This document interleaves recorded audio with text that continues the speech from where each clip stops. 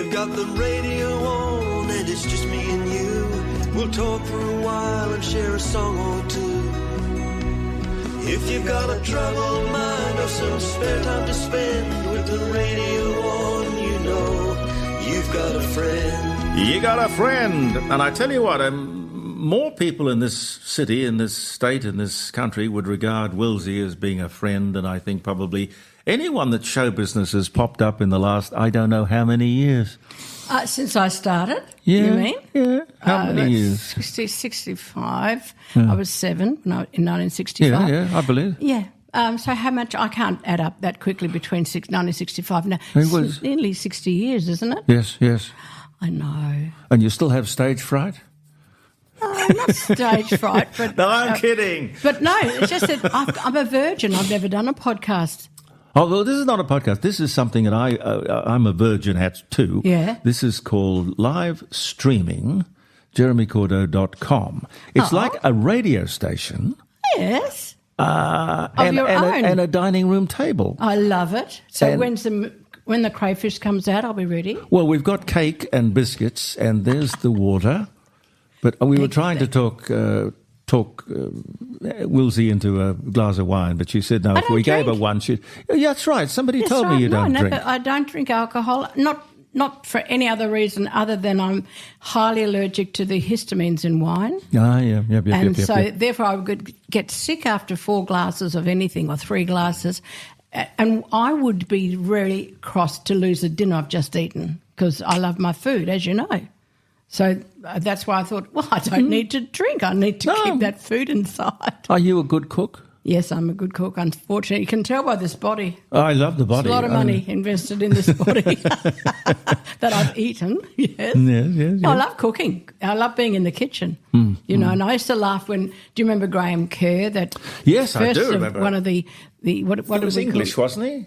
Was Celebrity chef. Yes, a celebrity chef. Yeah. And he always had a bottle of wine with him and he'd glog, and have another mouthful of that. And that was before we thought, maybe it's not a good time to be showing drinking wine at 11 o'clock in the morning. Well, one for the recipe and one for me. Yes.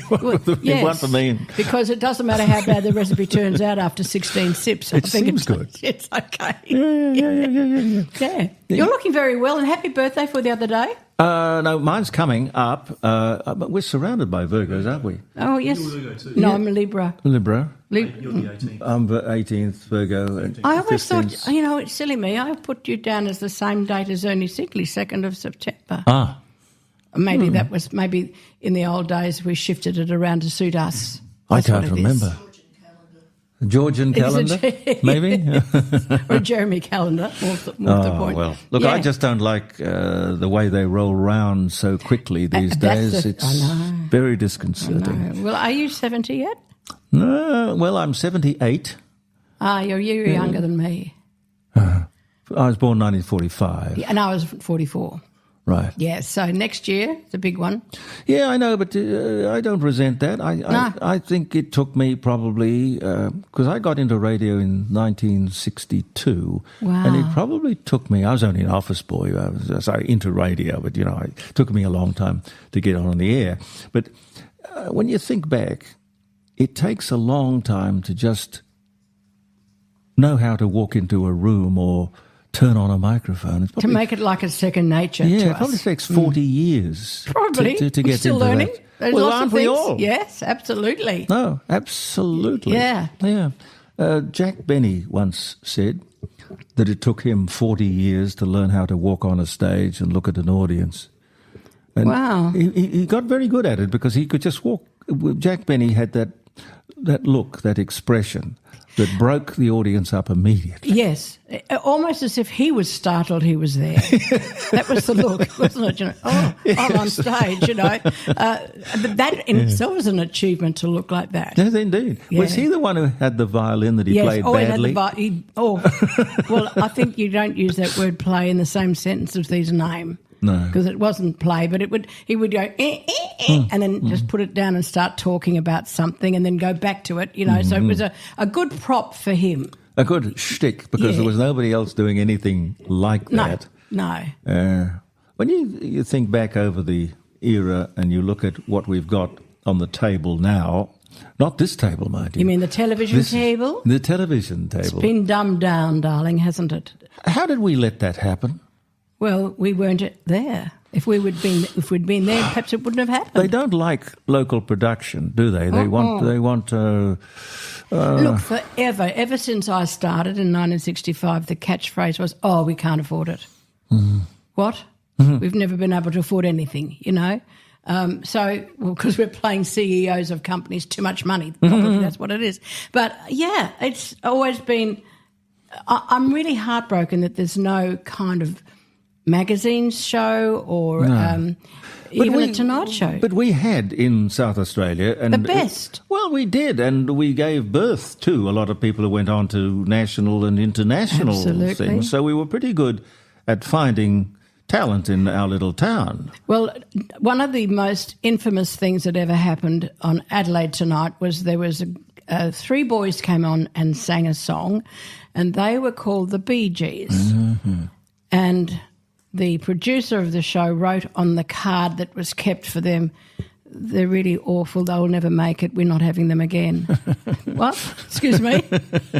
Shows you, in hindsight, there's a bit of knowledge. Yeah. Yes, yes. Yeah, it's a small world. But we did, the thing that I loved about Adelaide television in those days, that whoever was visiting to Adelaide, and because we didn't have pokies, they had entertainment in most of the hotels. And there'd be the Rex Tonsley Enfield circuit. So one act would start there at 8:30 at, say, the Enfield, go to the Rex Hotel, then for 9:30, go to the Tonsley Hotel for 10:30. And that's what people did. They had dinner, what do they call them, dinner dance shows? Yeah.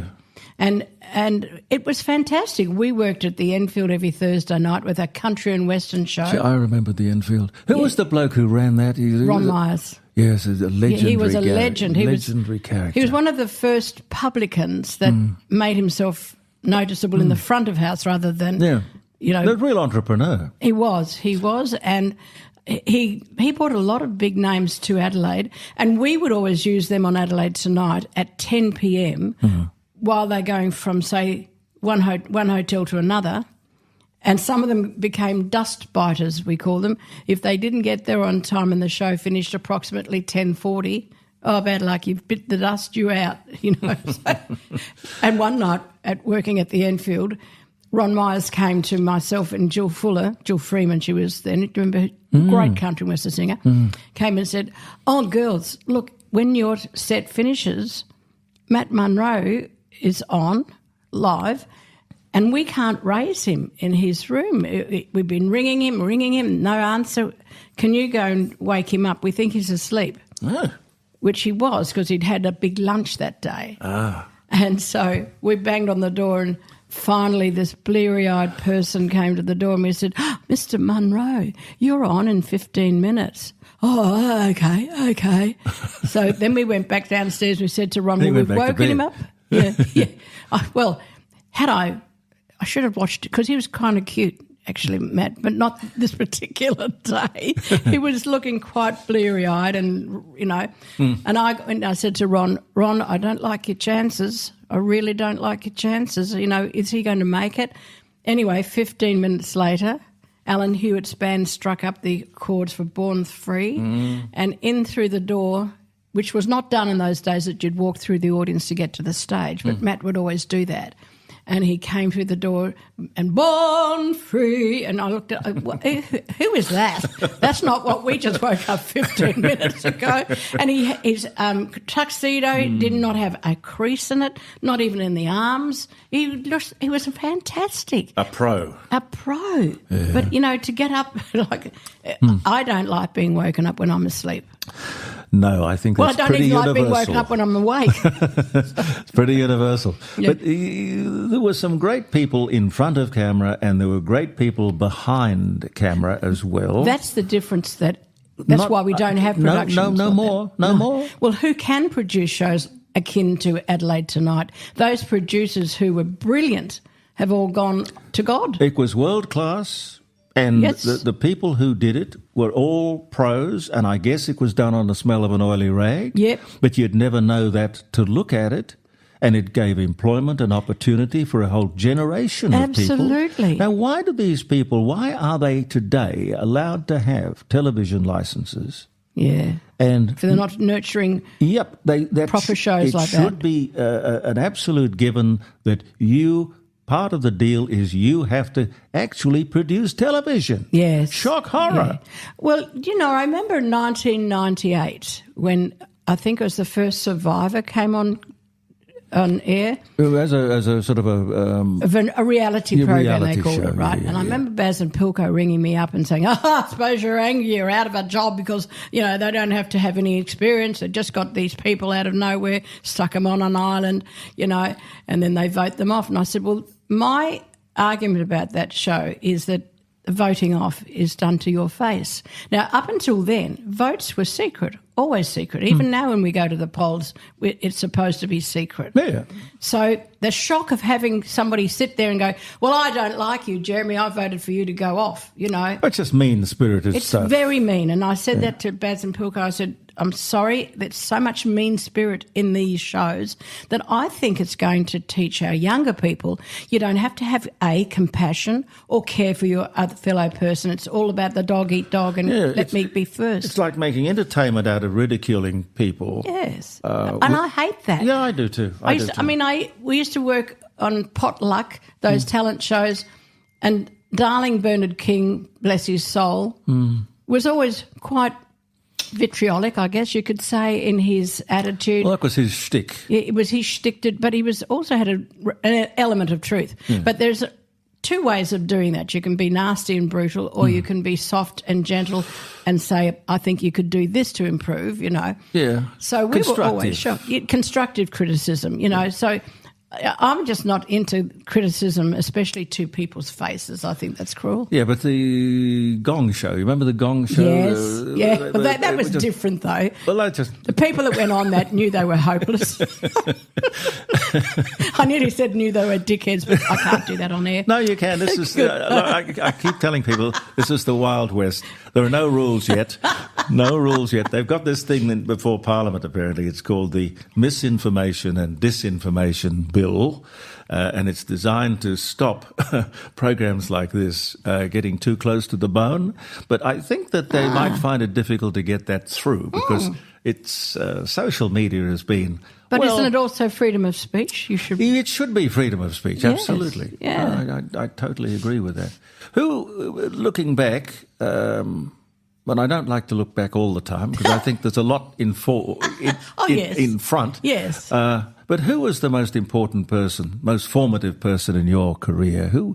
Well, Ernie, I would say, Ernie Sigley. Was he a lover? No. God. I thought you... No, I mean, I'm fed up, not hard up. Please. Please, Jeremy. Can I borrow that? Yes, you can have it. Of course, at my age now, I'm 79, I'm starting to regret some of the things I'm too fed up for that. No, thanks. Oh, yeah, I know what you mean. But Ernie, he was...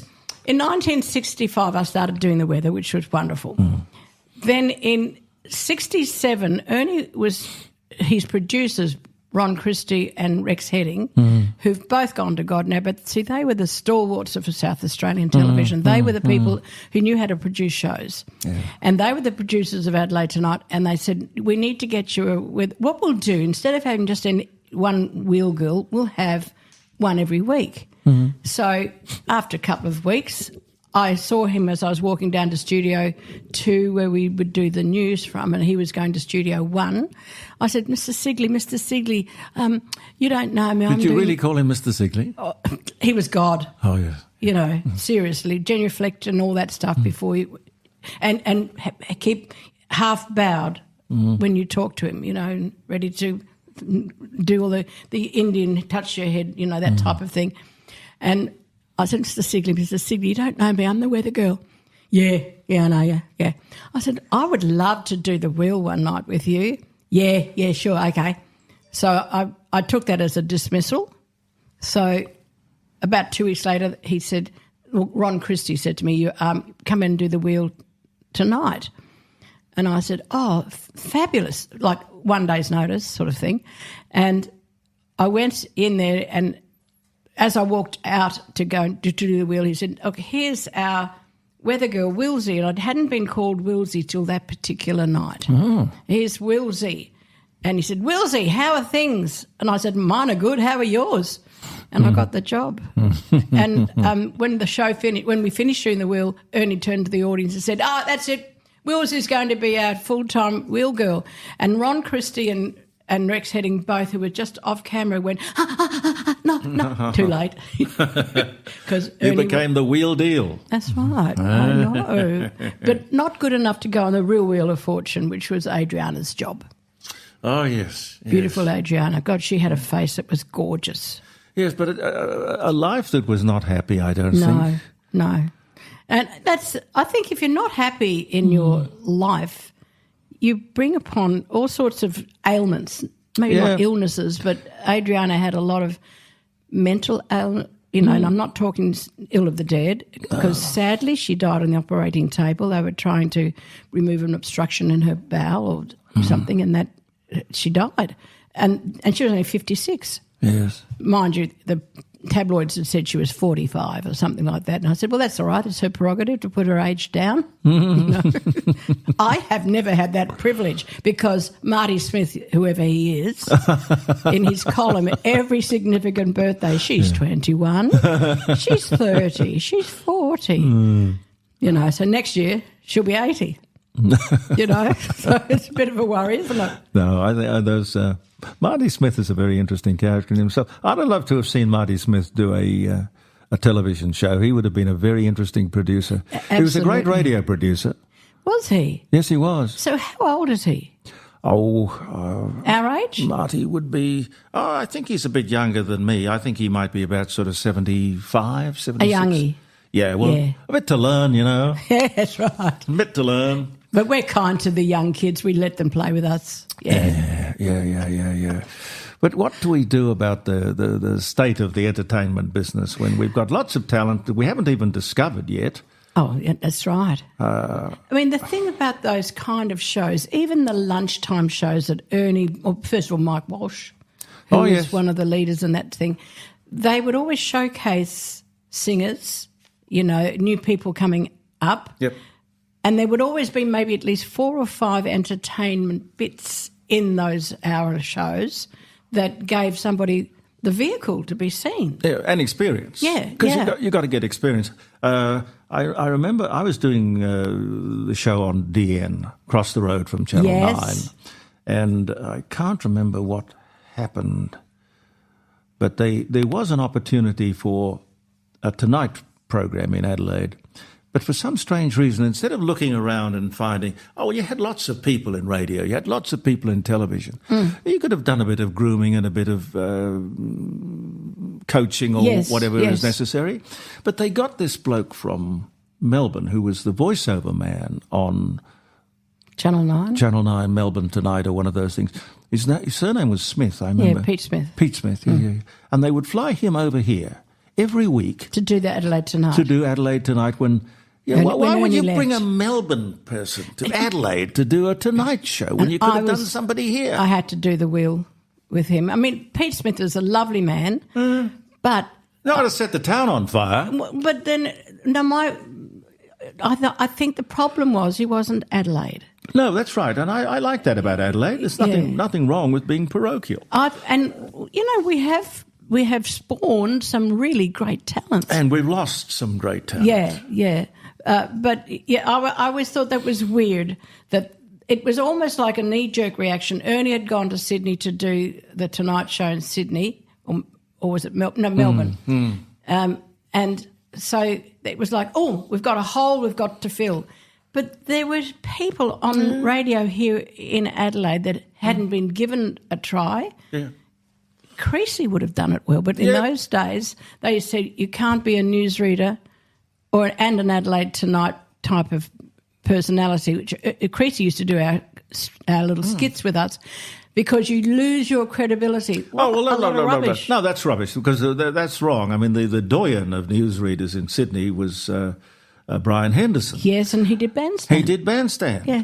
exactly. For years and years. Yeah, it didn't hurt his credibility Not at all. at all. No. And I thought it's so unfair because I think it's always great when the viewers can see another side of someone who does, the news reading, because it's a very serious job. Thank God they've only ever asked me to do it once and I stuffed it up so badly. What, news reading? Yeah.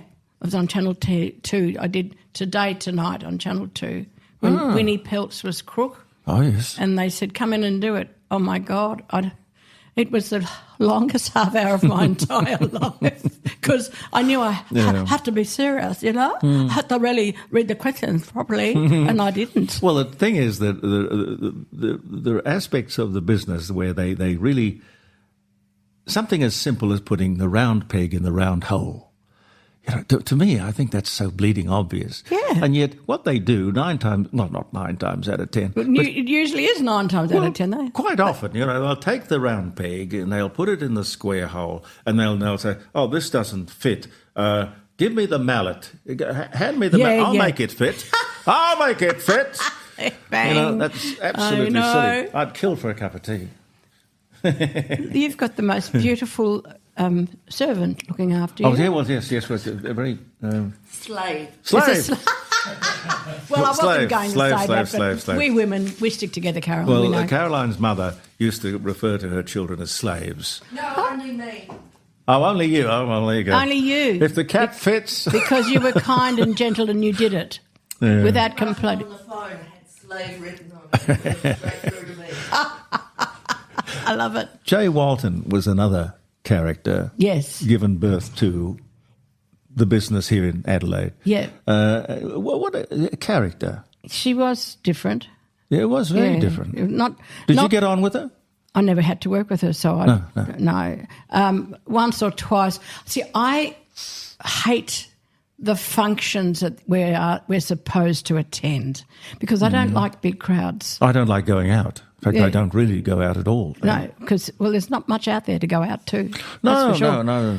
And so I used to, if possible, avoid any of those functions where everybody got together. But for such a long time, from the 60s to maybe the 90s, we were not allowed to even mention that there was any other television program or show or station in this state. Other than the one you were on? Yes. Yes, well, that's loyalty. I'm familiar with that. It was more than loyalty. It was drummed into us that you just don't...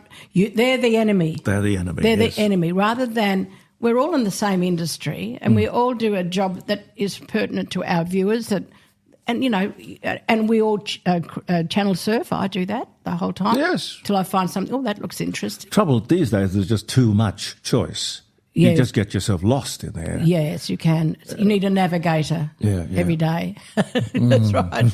But, Jay was different, but she certainly made a name for herself. Yeah, made an impression. And then when that ended, she said, Adelaide needs a newspaper. No, a magazine. So she went out there.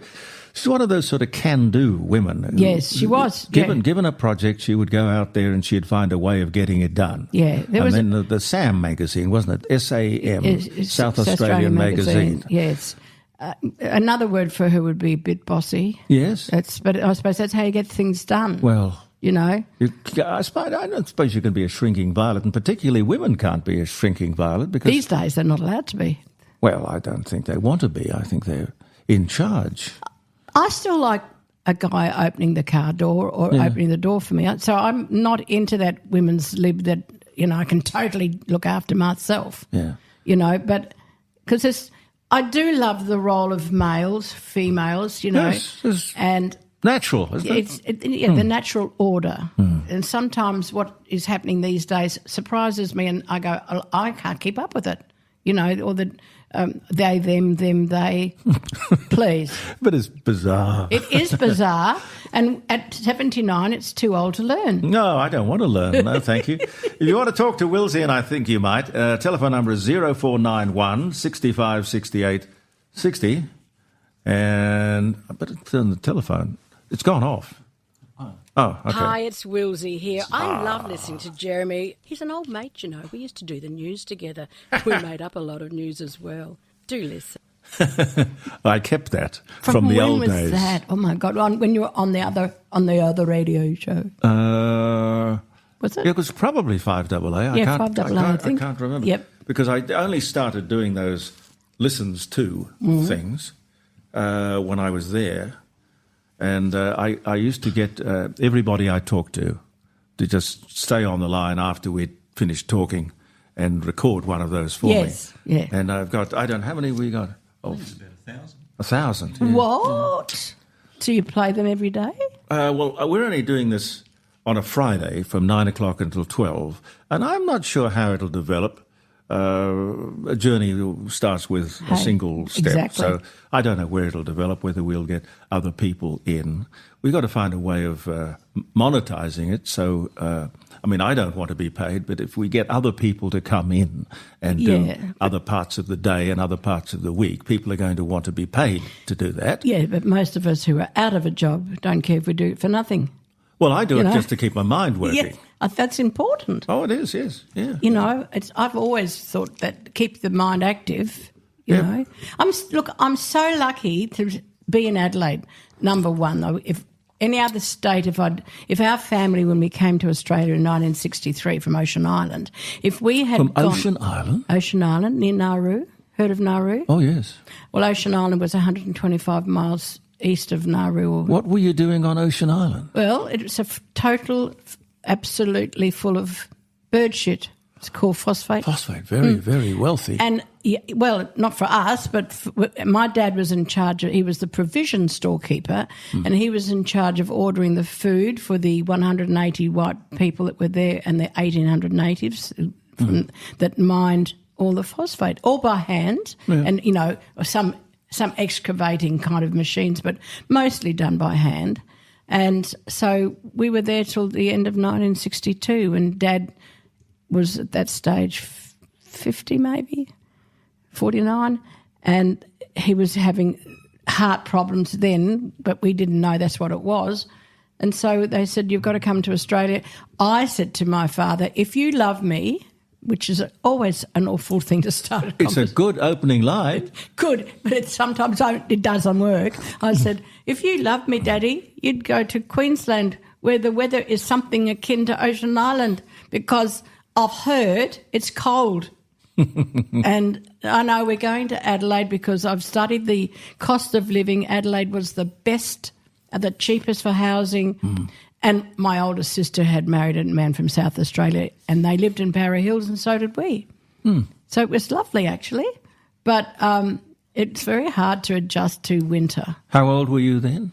In 1963, I was 19. 19. So what did you do on the island? There wouldn't have been very much for a teenage girl to do. Well, we came to Australia for boarding school. Where'd you go? Kilbreda in Mentone, and I hated it. I hated it. Hating school is a rite of passage. Well, I used to say to my dad when I was 12, Daddy, I don't need to go to school because I'm going to be a film star. Yeah. And he'd go, there, pat me on the head, you know. You'll get over it, you know. And I don't know why I used to say that, but I knew that I loved to sing and I loved to show off. That's what it was, you know. And you had talent. Well, it was very well hidden in those days. Oh, but I don't know. The thing is, I knew that I would be happy to do singing. That's all I really wanted to do. And so we came to Adelaide. But in the meantime, from the time I was 15 till the time I left there when I was 18 and a bit, was that I did the office typing. I was a typist clerk. Well, it's good to have something to fall back on. Yes, well, it has stood me in good stead, yes. Of course. Because in 1965, up until end of 64, I was working in offices, and I think I was Miss Wispy Shoe personality in John Martin's. I've been chosen because I was in the telethon quest and came last, but they knew I could talk. I don't know where they got that idea from, truly. Amazing. Them mind readers. And they said, the Wispy Shoe Company, which was pretty big in those days, said, we'd like you to be our representative. So I went to Melbourne, learned how to make shoes, And mainly because they knew I had a shoe fetish. My house is full of shoes. Half of them. What is it about women and shoes? I don't know. They're just gorgeous. There's some shoes have been called by other people to me that follow me home and F me shoes. I said, that's not what I bought them from. What do they look like? They're gorgeous. They're gorgeous. Anything that's gorgeous, you know. And so I was working, and then in the beginning of January 1965, I went to England to join this boyfriend that I'd had here in Adelaide. He'd gone to England with his brother, and he said, I think we should get married. This is a great proposal. No ring. I think we should just get married. You better come over. You know, and I went, oh, okay. So that's how enthusiastic we both were. And I got to Perth by ship. We went by ship from Adelaide to Perth and then on to London through the Suez Canal. We were one of the last passenger ships to go through the Suez Canal, you know, and I stayed on board because mainly I couldn't afford to go and visit the pyramids. But to me, I thought the Suez Canal's been here forever and it's historic, and so I wanted to be on that. Yep. But I got to Perth and I rang Jack, this guy in London, and I said, you know what, I'm very young and, you know, I'm not even quite 21 yet, so I don't think I want to get married. And mainly I didn't want to have children because I'd seen a movie that showed what happens. What? No, I'm not doing that. No way. That comes out of what? What? Exactly. I went, oh, not this little black duck, thank you. You know, but I thought, I'm too young. I'm 20. I don't want to do this. So he We're said, all still too young for it. yeah, absolutely, for childbirth. No, I'm getting married. Childbirth out of the question. Oh, yeah, that's exactly right. And anyway, so he said, no, come to London anyway and see what it's like because, you know. So it was a lovely trip over there, but as soon as I got there, I planned to come back. So I had to work for my airfare to come back. I worked for 3-4 weeks, I suppose, at Repco. Oh, yeah. And it was only a little office for Repco, and I was the typist clerk there. And the boss kept saying to me, you Australians surprise me. You don't have tea stops all the time. I said, no, we work. I can't believe it. But the other two girls in the office would be always outside for a smoko, cup of coffee, cup of tea in London. And then I came back, I arrived back in Adelaide February the 14th, which was Valentine's Day. Walked in, surprised Mum and Dad, didn't tell them I was coming back. And the excuse I used to leave Repco was my dad's not very well. I just made that up. But I jinxed him because he died in April that year at Anzac March. You know, so it was meant to be that I come back to Adelaide. Yes, to be with him. And then I walked into the advertiser, and once he had gone, I said to my mum, I'll go back to Ocean Island because it was a tax-free haven and you earned big money. And I said, so I went to Melbourne and went to the British Phosphate Commission who ran Ocean Island. And I said, I'm a very good typist and I could work in the office for you and I really need to do the job to help my mum. So I was booked to go back on November the 11th in 1965. And then I took a day job. I walked into the advertiser. I said, I'm very good. I can do your classified ads for you. And I was one of the first ever Rhondas. Remember, help me, Oh, Rhonda. help me, Rhonda, yes. Yeah. And people would ring up and I would take the night shift till 11 o'clock or whatever it was, or it was probably earlier than that, 9 o'clock, I think. And everybody would bring in their knitting and stuff like that. But I would just, so when they're knitting, I'd grab the first call. So I had the big call because I thought, well, I'm not knitting. I don't know how to knit. I do now, but not then. And so I just stayed there for a couple of, I think April, May, June. And during the day I sold the lunch tickets for the good old Hotel Rundle, which was on a different side of Rundle Street to where it is now, next door to Harris Scarf. And I would sell their lunchtime tickets for $6 and 5 pence. How many books have you written? None. Well, you should. Oh, yeah, but my mum's gone and so is my older sister. They're both dead, so they're only two people that would have bought it. No. I don't know anybody else. What, really? And I've got to wait for a couple of people to die before I can, because truth is no defence. I suppose. Yes, Yeah, they can sue you, can't they, even if it is the truth? Well, that'd be pretty mean-spirited, wouldn't it? Oh, darling, I'm talking about my last husband, really. Well, how many husbands did you have? 3. 3. Oh, Which was the best one? The one that died. The second one. Not because he died, thankfully. No. It sounded like that. Yeah, I know. That's not how I meant it. He was gorgeous. But and because that marriage was so fabulous, I stupidly did it again. Stupidly. Well, I don't know. It's just a question of having faith in the future.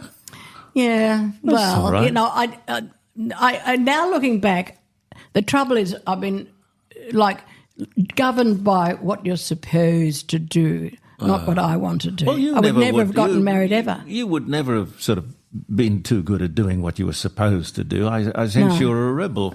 Yes, I think that's a good word for me. A rebel. Yeah. Quietly. Free spirit. I'm a quiet rebel. And you've gotten away with it too. You've gotten away with it. I've been very lucky. Anything left to do? Any last ambition? You mean like climb Mount Everest and all that rubbish? Some Gosh, no. Thing. Yeah. The one thing I wanted to do was become governor of this state. I would have thought you would have been a great politician. No, I'm a Liberal. We see both sides of the argument, and we give credence to both sides. And that's not easy to make any decision, you know. Yeah. So, and I didn't want to be that involved, but I thought the governorship would be lovely. Yes, you'd have made a great governor. Well, and you still Government could. House would... No, I'm too old now. Why?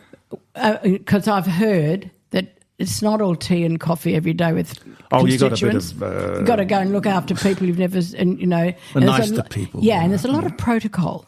And I'm not good at discipline or protocol. So, but I had at one stage Martin Hamilton Smith, when he was the leader of the Liberal. Yes, wasn't he? Yeah. And was at a function at the Festival Theatre, and he said, "I said I want to be governor when you win the election. I'd like to be governor." He said, "You will be, I promise." And then he skipped. And went to the other company. Defected to the other company. Defected to the other company. Yeah. And so, but I have met our lovely current governor, and I said, Your Excellency, I want to know that I was after your job, but not anymore. Not anymore. You could do a lot of dubbing and things like that. Well, yes, with the sword, I'd probably nick their ears. I wouldn't be very good at that. No, you're allowed the odd slip. Yeah, I just believe there's a lot of protocol and having to do stuff. And as a Liberal, we do what we're told, but I don't want to always. You know. No. Well, I think the world of you, and I thank you for coming to talk to us. Thank you for having me. At the dining room table. It's wonderful. So the lobster's coming next, is it, Caroline? Lobster? Lobster. Thank you. Thermidor, I like it, lobster thermidor. When we could afford it, remember those days? Oh, you mean, yes, I remember those days. Before we fondly. Exported everything everywhere else and not to Adelaide. I know. We got to take charge. You governor, me dictator. We can get it straightened out in no time.